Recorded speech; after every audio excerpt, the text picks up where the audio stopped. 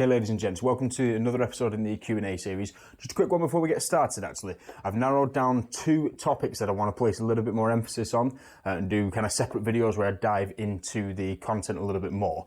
And like I said, I've narrowed it down to 2, but I want to see which has the most interest. So I've got auto-regulation on one side. So that's what you do when a session isn't necessarily going to plan, how you will program like that. So RPE, all that type of stuff, but a little bit more of the practical things that you can actually implement within the session itself. And then on the other side is pain science. So looking into injury management, if you've got chronic injuries or pain that you experience, what to do, how the psychological aspect comes into play, and kind of what the literature is saying on that one, but also again the practical, particularly on a neurochemistry side, what you can do, you know, on a practical level to influence that. So just wanted to see which has the most interest. If you just want to leave a comment below, or you can message me directly. I'm going to do a little poll on Instagram for that one as well. We'll go straight into these. Okay, the first one is I want to train harder. Okay, I want to push myself a little bit more. You know, how do you get around that from a programming standpoint? I've also had a couple of coaches actually ask me this question in terms of pushing their clients as well. So I'm going to go through this one first. So basically, on a level of like the simple transformations that you might do, or you might see,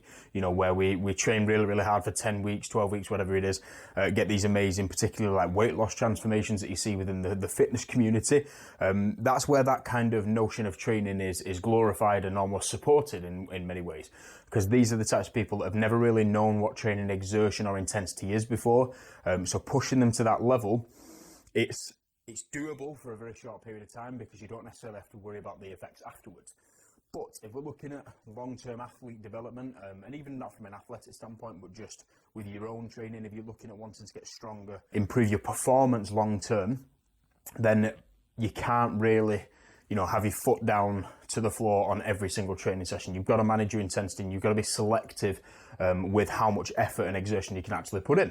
The analogy that I tend to use that helps explain it for a lot of people, if you're unfamiliar with the concept or it's difficult to grasp, is just because your car has a top speed doesn't necessarily mean you'll go to that top speed ever, and certainly not on a regular basis. You know what I mean? The harder you push that machine, the more fun you're going to have, but the quicker it's going to burn out, and then you're going to have to take it back to the garage and get it fixed and everything like that. And this is what we see within the strength game all the time. And again, it's not to say that you shouldn't be pushing the envelope a little bit and go into those places. And you know, we could have a discussion all day about whether injury prevention is even possible, but the point is, if you're going to be pushing, you know, to the upper echelon all the time, you're going to experience burnout fairly quickly. So you need to be able to manage that output.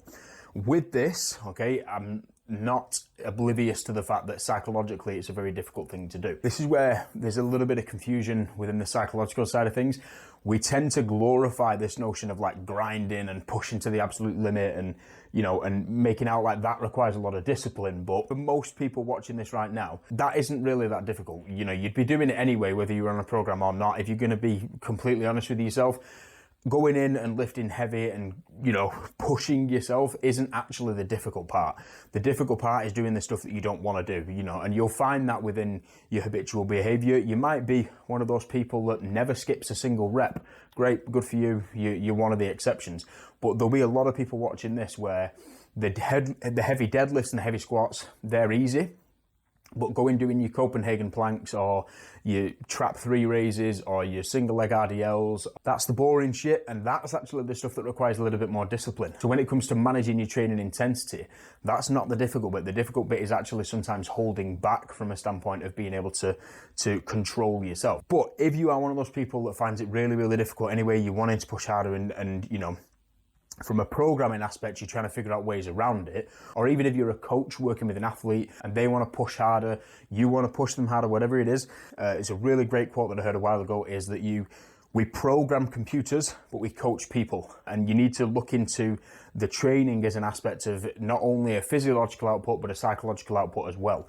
There's a fantastic book, one of the best periodization books I've ever read, called Agile Periodization. I'm not going to even try and pronounce the guy's name, but it's a brilliant book. And in there, he has this concept of what we call a complementary training pair, or a work play pair. It's similar within like a computer science and logistical terminology, but it actually applies quite well to training. And it's basically where we understand that certain exercises, as great as it is to prescribe them and hit the loads and everything like that, that's what's considered to be work. If you're writing your own training, then you'll probably be a little bit more motivated than, for example, a client would be who's coming to a coach for, assistance on that side. So it's the coach's job in many instances to understand that yes, there is the prescriptive goal that we have in mind, but you've also got to manage the psychological aspect of it from a standpoint of, let's face it, training's supposed to just be fun. Like, everyone seems to fucking forget that. Lifting weights is supposed to be fun. Getting stronger is supposed to be fun. So there should always be a balance between the two, particularly if you're the type of person that feels like you need to gratify your training exertion on a regular basis.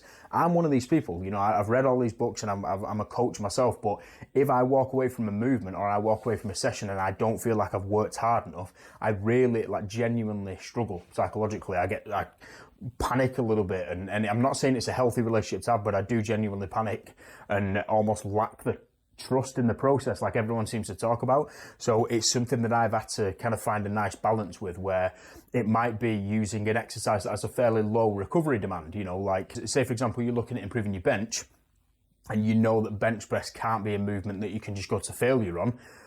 Get the prescriptive work done on the bench press and then go absolutely mental on your triceps with something like a tricep press down, a banded tricep press down.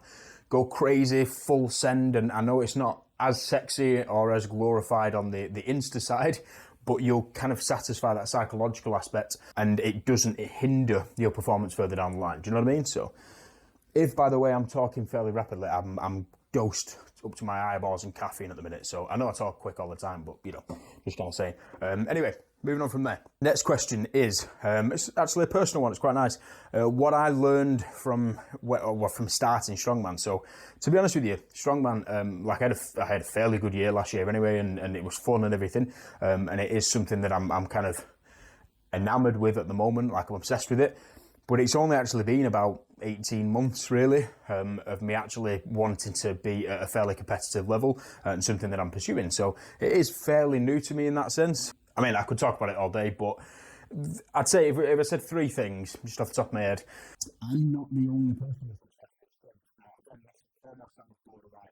I look at it from my perspective, but I genuinely thought, from the moment I wake up to the moment I go to sleep, I'm thinking about how my behaviour will influence the strength. And that's not a healthy, I'm not gonna lie.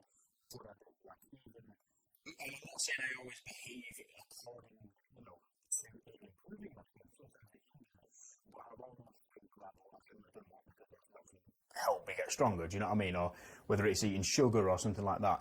But I am completely obsessed with it, to get to the point. And it's funny because when I started Strongman, I actually met a few people that are very similar, and it's a weird moment when you realise, as daft as it sounds, because it's very much a first world problem, but you realise you're not alone in that kind of psychological association. We're all a bit weird in that sense, because obviously we wouldn't put ourselves through pain. So that's the first one, that I'm not the only one that's actually obsessed with strength. Number two is probably the community side of things. Now, the barrier of entry is almost non-existent when you actually commit yourself to joining, if that makes sense. So, for example, in other sports, you need a certain level of skill to be able to play it. Yeah. So if you're going to go and play football, if you've never kicked a ball before, that's quite a big barrier. Do you know what I mean? Yeah. With Strongman, obviously certain competitions have different weights, but the first timer competitions that are starting at the moment, and the fact that you don't even need access to the equipment, this was a barrier for myself. I thought I needed Atlas stones to try and do Atlas stone, and you don't. Anyone can take part, and because of that, the community, once you get past those barriers, the community is just, and I am slightly biased, I admit that, but it's just unrivaled. It was funny when I won the BNSF Brits this year just gone, because of the way that the points had worked and everything. Going into the final event, I could have done just one Atlas stone and won overall, but I did all five. And the two guys that were cheering me more than anyone were the guys who came second and third. It's a really weird moment, and you'll see this with World's Strongest Man and everything like that. The support is just unreal. So three is probably strongmen are the strongest people on the planet, and that is going to upset a few people, but they really are. Like, with the possible exception, and I'm not talking about world records and stuff like that, I'm talking about, by and large, as a approach to strength training, that it's just not, like, I've not to the same level, but I've done powerlifting, I've done weightlifting, I've done CrossFit for a time, and the methods that you tend to see within the strongman world, and approaching strongman as every single discipline of strength, speed, strength endurance, all these different things. I personally believe, not only for athletic performance, but for health and for most of the population, it's the methodologies that come from strongman training. So not just the events, but as a discipline, are unrivaled, in my opinion. But that's just me, okay? Anyway, moving on. So the next question is, how much hype is necessary? Okay, so I had a bit of a chat with someone about this before doing this video. How psyched up do you have to be to hit a certain lift? Now, as is always the case with a lot of these questions, the answer is it depends. And it depends on you as an individual, depends on the lift that you're going for, the type of training that you've been doing. But the first question you need to ask yourself is, what are you like as a person from a standpoint of your level of focus, okay? Now, we know this through the literature, through studies, on the brain itself, but then also anecdotally, just from who you are as a person and, maybe your friend or something like that. We know that people have the ability to focus on things, and other people really, really struggle. They flick from task to task, and they don't have that ability to kind of isolate their focus on one movement. If you are that type of person, getting hyped up for a movement is actually sometimes beneficial, provided, that it's not completely excessive. Because all hype does, and all this arousal does, is it's not, within lifting we see it as aggression and we see it as anger, but the only reason anger tends to be the primary focus is because it's such a primal emotion. It just brings your attention to what's going on in front of you, do you know what I mean? Other people use pain, so they'll slap themselves or they get people to slap them, and it just brings that kind of awareness to what they're about to do and stops them from getting distracted. And we know this, again, with the brain. I know you'd think, oh, well, obviously I'm going to focus on the deadlift, but the brain has, I can't remember the exact number, it's something mental, like hundreds of thoughts every second. And, the intensity of that arousal state just narrows the focus. That's all it is. And we know, like, when you look at the literature, you have these optimal zones with pretty much anything within biology. It's the dose makes the poison type of argument, and it's no different with hype. Funny story, when I was at the most recent powerlifting competition, I took an athlete there, and there was a lifter in a flight before her, and she won definitely overall. I can't remember her name, so forgive me if anyone watching this knows who she is. Was sat reading a book, and she had a lollipop. Apparently it's her own little trademark. So she had a lollipop and she was reading this book, and it was just a normal book. It wasn't about psychology or training or anything. Her name got called, and it was something crazy. It was like 30 kilograms heavier than the closest person to her, and it was getting close to 4 times body weight, if I remember correctly. And she walks up, and she's still reading the book, like, whilst everyone's waiting for her, and she finishes the page, and I know because I was stood next to her, she finished the page,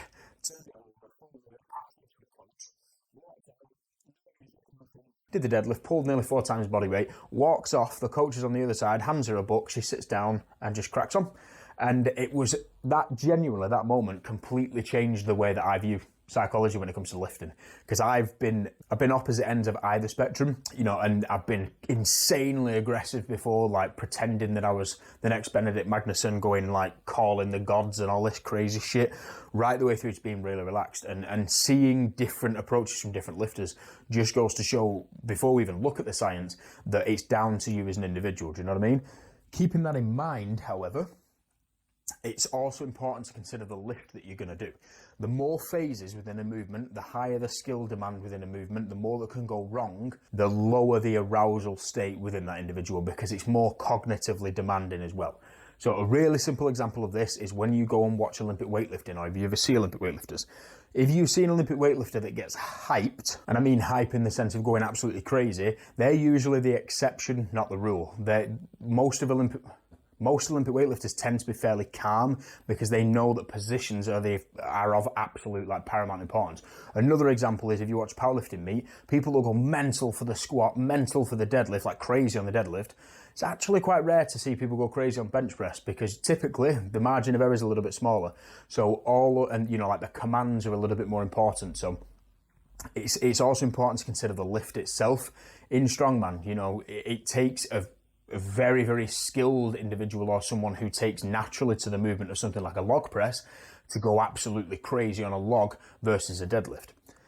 And that kind of leads on to the final point, which is what is your skill set within that movement? If it's something that's new, I don't want to sound harsh or anything, but you haven't earned the right to be aggressive on that lift. You have to earn it, and you have to put in the time and effort to know that you'll be consistent regardless of where your arousal state is. You earn the right to kind of ramp up that intensity the more skilled you become. Okay, so final question. I left it to the end because I absolutely love this question.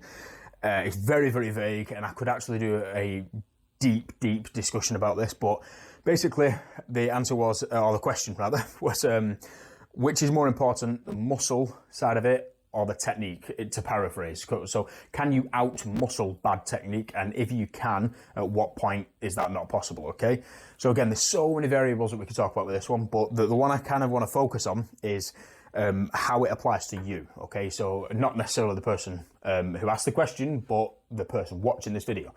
First thing you need to check, okay, is which one do you naturally gravitate towards the most, okay? If you're the type of person where the technique has to be bang on, it's just there, lines have to be perfect, all the angles have to be perfect and everything, chances are, long term, you need to not worry about technique as much, and you need to just get fucking strong. Like, it's not that precise, and I don't mean this to take anything away from anyone. I certainly don't have perfect technique, but I've worked within a lot of different sports, okay? And I'm not going to lie and say that a squat is a difficult skill to execute. It's just not. As particularly when you look at different sports. Like, if you look at, there's so many variables in things like team sports, cutting mechanics, for example.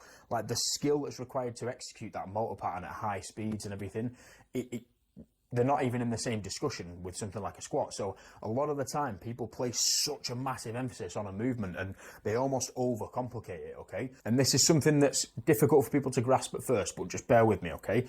Once you've got the basic understanding of a squat, the two things that happen, okay? Number one is your technique will continue to be refined, but more from a standpoint of internal cueing, not external. So it's less about angles and positions, and it's more about how you feel the movement. It's more about, can you cue different exercises and start to contribute a larger amount of muscle mass to the same movement? So an example might be, you know, we talk about pushing the knees out in the squat. Once you get to the stage where that is just an ingrained motor pattern, right, how do you now cue your adductors in the squat to extend at the hip? That's something that's internal. And this is, again, where technique is obviously still important, you're still refine it, but that's very much like the top 5% of what it is that you're going to get out of it. And then the next variable is, what, like I said, once you've got the basic understanding of the technique of the movement, the skill doesn't really change. What changes is how you execute that technique through your individual structure, skill acquisition, and neurological control. And what I mean by that is, let's take the example of a front squat, okay? So someone's worked for months and months on improving their front squat technique, particularly in question with like the front rack mobility, so getting their elbows nice and high, okay? They do it 3 times a week, and they continue to do it 3 times a week. But then once they feel like they've got a decent grasp of it, they start to say, you know what, I'm going to bench press. I want a big bench. That's my main focus now. I'm still going to front squat 3 times a week, but I'm going to bench, okay? And then they notice that, oh, my front squat doesn't feel quite as good. It's a little bit rusty, you know, like I'm still doing the same amount of work on it, but for some reason my skill just feels off. In that scenario, the technique and the skill of a front squat itself hasn't changed. You know, the positions haven't changed for what a front squat is. So once you've got the foundation of how to execute a movement, what you actually need to do is be able to grade and kind of evolve that movement with your posture, with muscular imbalances, and, you know, with this kind of training resource that you have available. A really good explanation of this, and I'll try and pop a link below if I can, is one of my favourite lifters of all time, I say all time, he's still lifting, but is a guy called Ben Polak, PH deadlift. He was on Mark Bell's Power Project. If you listen to that, you know what I mean. If you don't, start listening. And he actually used to be a fairly lightweight or middleweight powerlifter, broke loads of world records and everything. And his technique then versus what he is now, because he's like a 250 pound, he's huge, he's massive bodybuilder. His technique couldn't look more different. And he discusses it all on there about how he had to leverage, you know, the assets that he had at the time because he was constricted by weight, and now it's just completely different. And you can see that his technique has improved and he's developed his technique, But that isn't just the thing that's got him stronger. What's actually got him stronger, and he talks about it, is muscle, okay? Now, to segue into that, I don't know what the fear seems to be within the training world at the minute. I don't know if it's come from like the IPF powerlifting specialization kind of approach, which I've got absolutely nothing against, but there's a line to be drawn, okay, between being good at something versus being strong. And the simple fact is there is a lot of kind of approaches now where the skill is getting very, very refined and people are getting unbelievable numbers within the powerlifting world. And then as soon as you take them out of that sagittal plane, you know, squat, bench, deadlift approach, they crumple. Like they've got massive imbalances and they're incredibly weak. Now, in my personal opinion, I'm not taking anything away from it, but in my opinion, that's not strong. That's being a very good athlete, but it's not strong. And this is kind of where we actually see, ironically, at an elite level, one of the biggest differences with elite lifters versus or elite athletes in many sports, you know, that fall under the criteria of being physically demanding. One of the key differentiating factors is muscle mass. It's the ability to just generate output within any muscle. And it's funny because even in the top level lifters that are breaking world records and everything like that, they are building muscle through doing that hyper-specialization approach. Now, again, we know because movements are different tools for different people, the squat might build the glute in one person, but might build the quad a little bit more in another, that those people actually tend to fall into the category where they adjust the dose that they do, okay, so they adjust the amount of training they do, the intensities, the volumes, everything like that, the variations, to be able to create more of like a hypertrophic stimulus rather than spending a massive amount of time at the upper, like I'm just going to refine my technique and, you know, hit singles constantly. Do you know what I mean? So they'll do work up to a top set, do back off work. The point being is it doesn't matter whether it's hypertrophy work or muscle mass being built through bodybuilding work or whether it's through the specific work. The point is do you shift your attention away from building technique, or do you shift it towards actually being able to develop just physiological output? Because when I talk about muscle, and I said this to this person, it's not just like cross-sectional area. So it's not just getting larger, because again, if you're a weight class athlete, you can't. But the point is it's just getting that muscle stronger because it just needs to be stronger, not because it needs to be better at executing a movement, if that makes sense. So to kind of summarize all that, when it comes to out-muscling bad technique, when you look at like elite level athletes, the margins of error are very, very small, okay? So in that scenario, no, I don't think that you could out-muscle a 1,000-pound squat. I'm not naive, but I don't think either that 1,000-pound squat has been made because of really good technique and perfect positions. I think it's because the person who lifted it is fucking strong. Eddie Hall, you know, and I don't want to bring him up as the only example because a lot of people have got phenomenal deadlifts, but yes, he had a brilliant deadlift technique. His angle, everything to do with his leverage was perfectly in line. But he could also full stack nearly every gym machine that he touched, you know, and he was just a bull of a man. Like, he was incredibly strong. And like I said, you see this with a lot of athletes that are at the top level. Another guy's John Hack, you know, like he has an unbelievable squat, bench and deadlift technique for his frame and for his positions. But then he goes and does the log press and just makes all amateur strongmen everywhere want to cry a little bit because he's just unbelievably strong in that as well. So there's a balance between the two. If, however, you're not an elite athlete and you're just someone who's a lifter in general, what I tend to say to people is short-term technique is where it's at. Okay? If you're the type of person who deadlifts once every now and again or deadlifts once a week and you wonder why your deadlift feels like shit, you need to deadlift more. You just need to get a better technique and refine that motor pattern and, you know, and commit to the time to being able to build the technique. And then once you've got that foundation, continue to refine it, like I said earlier, but more in reference to your own individual execution rather than trying to make it look perfect, if that makes sense. But then long term, okay, like as in I'm talking not months, I'm talking years, you need to just think about getting stronger. Do you know what I mean? Like, and this comes down to a separate discussion with like assistance work, for example. With assistance work, for example, or structural balance ratios, which is like something that Charles Poliquin, rest in peace and all that, something that Charles Poliquin talks about a lot. So it's like what's the percentage ratio of your bent over row relative to your deadlift? You know, what's your ratio of your split squat to your back squat? It's a really simple, like it is unbelievably simple, but people seem to avoid it. A simple way of just getting stronger without always having to think, right, my squat feels perfect, but I know it's not perfect. And yes, there's always improvements to be made. I'm not taking that away, but ultimately, like I said earlier, you know, you want to look at something complicated from a positioning standpoint, go and look at gait mechanics and sprint mechanics. And you will then turn around and say, yeah, you know what, the squat and deadlift ain't that difficult. And like I said, it's all about, from a standpoint of coaching and also from, you know, just your own training, what big rocks can you turn over? Do you know what I mean? And what is going to net you the largest return on investment? Is it, you've got to put a little bit of technique, you've got to multiply the time you're a little bit more, or realistically, is it just working harder and getting stronger? I know people with 400 kilo deadlifts, and you look at it and you're like, you shouldn't be able to do that.